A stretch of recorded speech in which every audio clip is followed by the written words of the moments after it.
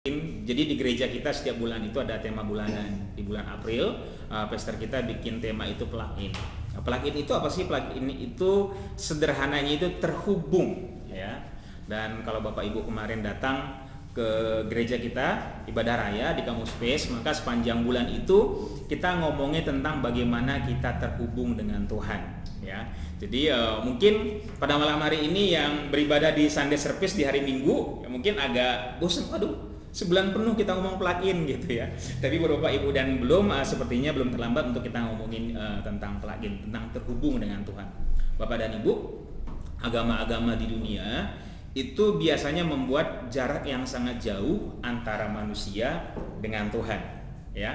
Makanya apapun agamanya di dunia itu selalu menggambarkan Tuhan itu besar, agung, dahsyat, mulia, dan kita itu nggak sembarangan bisa berhubungan dengan Tuhan. Ada jarak yang begitu jauhnya antara manusia dengan Tuhan. Bahkan agama atau akar daripada kekristenan sendiri, yaitu agama Yahudi, juga melakukan hal yang sama. Kalau Bapak dan Ibu perhatikan di kitab Perjanjian Lama itu kita kalau baca Alkitab itu digambarkan bagaimana antara manusia dan Tuhan itu sangat jauh. Bapak Ibu, di kitab Perjanjian Lama itu digambarkan kalau kita pengen berdoa atau berhubungan dengan Tuhan itu tidak sembarangan. Dibutuhkan persembahan yang spesifik. Misalnya kita harus bawa domba, dombanya tidak bercacat, harus jantan, umurnya harus sekian tahun, dan juga itu tidak bisa kita yang kasih. Ada yang disebut dengan imam-imam. Nanti imam ini akan bawa persembahan tersebut. Imam pun nggak sembarangan. Dipilih dari orang Lewi dengan umur sekian, dengan prasyarat sekian, harus memakai pakaian-pakaian tertentu. Dan kalau mereka misalnya salah gitu ya, salah mempersembahkan atau hidup mereka didapati tidak kudus gitu ya, mereka bisa mati dan persembahannya batal. Begitu ribet, begitu jauh antara Tuhan dan manusia, itu begitu jauh. Hampir semua agama Bapak dan Ibu, kecuali satu, yaitu agama kekristenan. Makanya bisa dibilang sebenarnya Yesus itu seorang radikalis, revolusioner, pokoknya dia itu membuat ajaran yang kayak di luar nalar gitu. Ketika semua agama mengatakan bahwa Tuhan itu suci, kudus, jauh di sana, dan manusia itu ada tidak layak, penuh dosa, penuh cacat, tidak layak gitu, jauh sekali jaraknya. Tuhan Yesus berbicara plug-in, menyatu dengan manusia begitu. Kalau misalnya ada Pak Haryadi, dalam bahasa Jawa itu manunggal. Bayangin, agama lain ngajarin Tuhan dan manusia itu nggak mungkin bersatu karena Tuhan itu suci, kudus, agung, besar, manusia itu penuh dosa. Tapi Yesus ngomong Tuhan tinggal dalam hidup manusia. Yohanes pasal 4 ayat yang ke-14. Di situ diceritakan bagaimana Tuhan Yesus menggambarkan Yesus atau firman Tuhan itu seperti air. Dia berkata kepada wanita Samaria waktu itu, apabila engkau minum air yang kuberikan kepadamu, maka engkau tidak akan haus lagi. Tuhan menggambarkan dirinya sebagai air yang kita minum. Bapak dan Ibu, apapun yang kita makan dan minum atau apapun yang kita konsumsi ke dalam tubuh kita, maka itu akan menjadi bagian tubuh kita. Betul ya? Jadi kalau misalnya kita minum air yang terkontaminasi, yang beracun, kira-kira apa efeknya dalam tubuh kita? Maka kita akan sakit. Begitu Tuhan menggambarkan dirinya, Tuhan yang besar, agung, mulia, yang tak tersentuh itu menjadi sesuatu yang bisa kita konsumsi, sehingga Tuhan itu menyatu dengan kita, manunggal. Ya.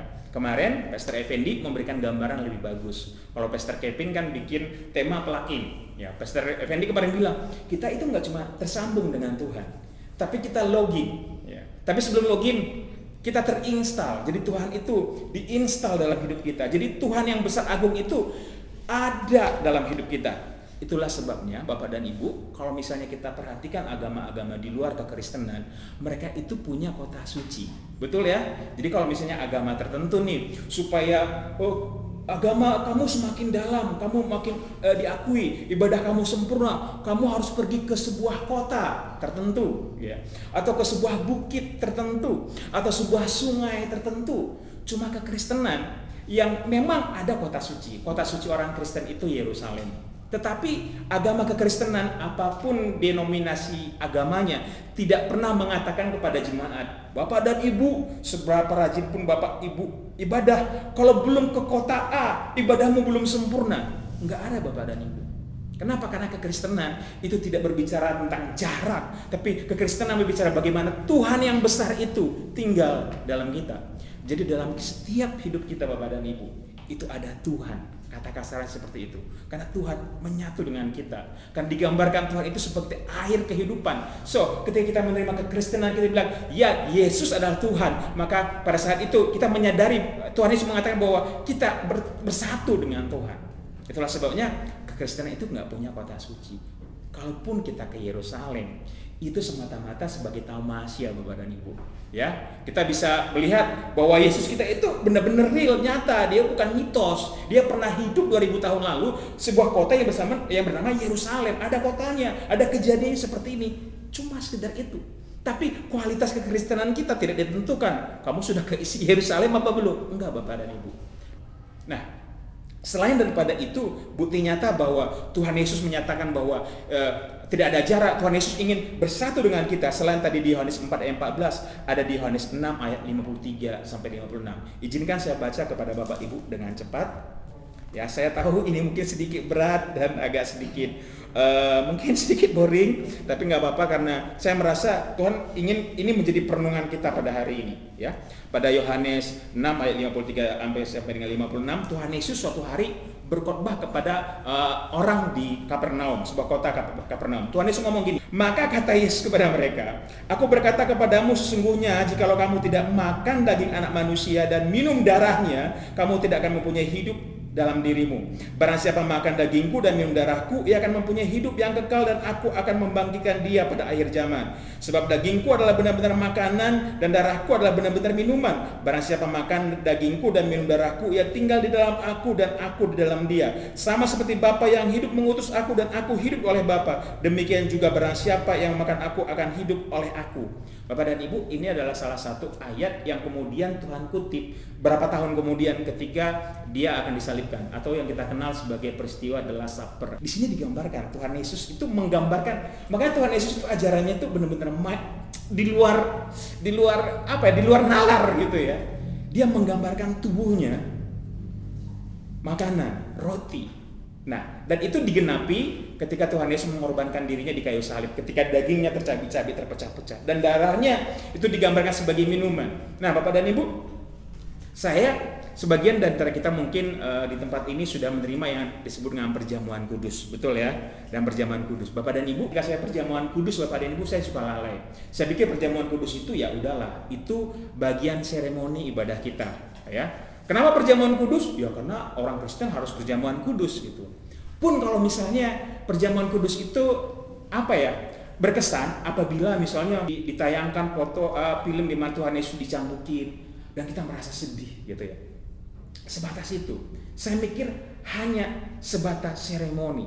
Sampai Pastor Kevin bilang bahwa kita harus pelakin, menunggal, bersatu dengan Tuhan. Jadi di sini Tuhan memberikan pengertian dan perenungan buat saya pribadi, dan saya berharap juga perenungan Bapak Ibu pada malam hari ini. Ketika kedepannya kita menerima roti, Bapak dan Ibu, roti yang Pastor Kevin bagikan, menjadi perjamuan kudus, ini bukan sekedar liturgi, seremoni, bukan. Di sini Kristus mengatakan roti itu tubuh Kristus. Roti adalah sesuatu yang kita konsumsi. Artinya begini, ketika kita makan roti ini, maka tubuh Kristus dan tubuh kita akan menyatu. Artinya pada saat yang sama, ketika kita terima roti daripada Kristus, mulai hari itu, maka kita dengan Kristus itu menyatu dalam tubuh kita. Artinya mulai hari itu, seharusnya tindakan kita, perbuatan kita, daging kita adalah sesuai dengan apa yang Tuhan Yesus lakukan. Ketika kita minum darah itu apa sih Bapak dan Ibu? Darah itu kehidupan Bapak dan Ibu. Kalau misalnya ada orang kecelakaan, terus misalnya dioperasi, kira-kira yang paling urgent apa biasanya? Darah ya. Wah, buruan nih, cari nih golongannya pas nih gini. Kenapa? Kalau kurang darah nih enggak. Kalau kurang darah lewat. Ketika Tuhan ngomong minumlah darahku, artinya gini, Tuhan mau kehidupan kita itu manunggal bersatu dengan Tuhan. Sehingga seharusnya kemauan kita, pikiran kita, cita-cita kita itu harus sesuai dengan apa yang menjadi cita-cita Kristus. Gitu. Dan ini menjadi perenungan buat saya, dan saya bertobat gitu. Berarti kalau sekarang saya terima perjamuan, roti perjamuan dan minum perjamuan, itu bukan cuma sekedar ya udah orang Kristen memang harus perjamuan kudus, enggak. Tapi itu reminder, itu mendeclare, itu menjadi pengumuman buat kita. Oke Tuhan, mulai hari ini dagingmu dan dagingku akan bersatu. Berarti mulai hari ini tindakan, perbuatanku itu harus sama dengan tindakan Tuhan. Begitu kita minum darah Kristus, ya dilambangkan dengan anggur, yang kadang-kadang kita minum ya udahlah anggur-anggur aja gitu buat nyegerin badan gitu ya. Tapi itu menjadi perlambang buat kita bahwa kehidupan kita harus sama dengan kehidupan Kristus. Ya, itulah yang disebut dengan pelakit. Nggak cuma nempel, tapi juga bagaimana terinstal, bagaimana kehidupan kita, perbuatan daging kita, apa yang kita lakukan, bahkan tubuh kita sendiri itu milik Kristus. Bagaimana kita berpikir, bagaimana kita memikirkan, seharusnya bukan pikiran-pikiran menjadi kepentingan kita pribadi, tapi bagaimana pikiran kita memikirkan apa yang Tuhan mau dalam kehidupan kita. Karena sekali lagi, ketika kita makan roti dan anggur, itu artinya Tuhan hadir hidup dalam hidup kita. Daging kita, pikiran kita harus sama dengan Tuhan. Jadi berbeda sekali. Kekristenan itu benar-benar berbeda dengan agama manapun. Agama manapun mau bikin jaraknya sangat jauh. Tapi Kristus bilang, aku hidup dalam kamu. Aku hidup dalam dagingmu. Aku hidup dalam pikiranmu. Sudah seharusnya demikian. Nah Bapak dan Ibu, di sisi lain, selain tentang roti dan anggur yang kita pecah-pecahkan, yang setiap kali kita lakukan perjamuan kudus, Tuhan Yesus menggambarkan tentang plug-in, bagaimana kita bersatu dengan Tuhan itu sebagai dia melambangkan sebagai apa Bapak Ibu? Dalam Yohanes pasal 15 ayat yang pertama sampai ayat yang ke 6, maaf ya, udah berumur kayaknya. Udah susah lihatnya gitu. Tuhan Yesus menggambarkan dirinya sebagai pokok anggur. Tuhan Yesus menggambarkan diri sebagai pokok anggur dan kita carang-carangnya. Pokok dan carang itu berpisah atau nyatu Bapak dan Ibu? Nyatu ya. Jadi kalau Tuhan Yesus menggambarkan dia adalah pokok dan kita adalah cabang-cabangnya, balik lagi Tuhan Yesus menggambarkan bahwa kita itu, daging kita, segala sesuatu yang kita miliki itu terkoneksi dengan Tuhan. Dan di sini Tuhan Yesus mengatakan, terutama pasal yang keempat, tinggallah dalam aku dan aku dalam kamu, sama seperti ranting tidak dapat berbuah dari dirinya sendiri kalau ia tidak tinggal pada pokok anggur. Demikian juga kamu tidak berbuah jikalau kamu tidak tinggal di dalam aku. Jadi kita tinggal di dalam Tuhan. Bapak dan Ibu, hampir semua agama di dunia ngajarin hal ini. Berbuat baik, amal, cari pahala. Baik nggak? Baik semua. Tetapi kekristenan tidak mengajarkan demikian. Dia tidak mengajarkan fokus kita untuk cari pahala. Dia tidak memfokuskan kita cara berbuat baik. Tidak. Tetapi fokus kita bagaimana kita menyadari dalam kehidupan kita bahwa Kristus hidup dalam kita. Kenapa? Karena apabila kita Kristus hidup dalam kita, sifat-sifat Yesus itu otomatis dalam kehidupan kita. Kita dengan Tuhan Yesus itu bersatu. Makanya sifat Tuhan Yesus itu, kalau kita sadar ya, hidup kita itu melekat dengan Tuhan, maka sifat-sifat Tuhan itu ada dalam hidup kita. Sebagai gambaran Bapak dan Ibu, kalau Bapak dan Ibu tanam pohon cabai di rumah gitu ya, dirawat dengan baik, dan sudah saatnya misalnya pohon tersebut menghasilkan buah cabai. Saya percaya Bapak dan Ibu senang. Senang ya pasti ya. Tapi kaget nggak? Nggak kaget. Karena sudah semestinya pohon cabai menghasilkan buah cabai. Akan aneh dan heran, akan masuk grup WhatsApp, masuk Line Today, masuk TikTok, masuk berita, masuk TV semuanya. Kalau misalnya seandainya pohon cabai yang kita tanam menghasilkan buah anggur, betul ya? Mujizat itu aneh sekali, gitu. Sama halnya Bapak dan Ibu, apabila kita menyatu dengan Kristus, apabila kita tinggal dalam Kristus, kita sadar hidup kita ini adalah milik Kristus, kita hidup sesuai dengan Kristus, maka seharusnya perbuatan baik yang kita lakukan, pemberian yang kita lakukan, pertolongan yang kita berikan ke orang lain, bukan sesuatu yang heran, bukan sesuatu yang aneh. Justru seharusnya aneh apabila kita disebut orang Kristen, kita menyatu dengan Kristus, tapi tindakan kita kasar, kita nipu orang, kita memfitnah orang, kita melukai orang lain, itu aneh. Tetapi kalau misalnya kita berbuat baik, itu sudah nature-nya. Ya, jadi kalau misalnya kita menyadari Yesus tinggal dalam hidup kita, kita manunggal dengan Tuhan, terus tiba-tiba kita penuh kasih, kita sanggup mengampuni orang lain, kita sanggup memberi tanpa pamrih, kita sanggup menolong orang lain segala macam, itu sudah seharusnya. Karena sekali lagi itu nature-nya Kristus. Yesus itu kasih. Jadi kalau kita misalnya Yesus yang kasih itu tinggal dalam hidup kita, maka otomatis kehidupan kita menghasilkan kasih. Ya. Jadi berbeda sekali. Kalau agama lain ngajarin kumpulin pahala, berbuat baik, ya. Yesus nggak ngajar demikian. Yesus mau kita semua pada malam hari ini memiliki satu kesadaran penuh. Dalam Galatia 2 ayat 20, Rasul Paulus ngomong begini, hidupku bukan aku lagi, tapi Kristus yang hidup dalam aku. Artinya ketika kita pada hari ini menyadari bahwa Yesus tinggal dalam hidup kita, sudah seharusnya tindakan perbuatan kita bukan semata-mata tindakan perbuatan manusia, tapi kita harus belajar bagaimana tindakan perbuatan kita, kasih kita adalah tindakan perbuatan Kristus.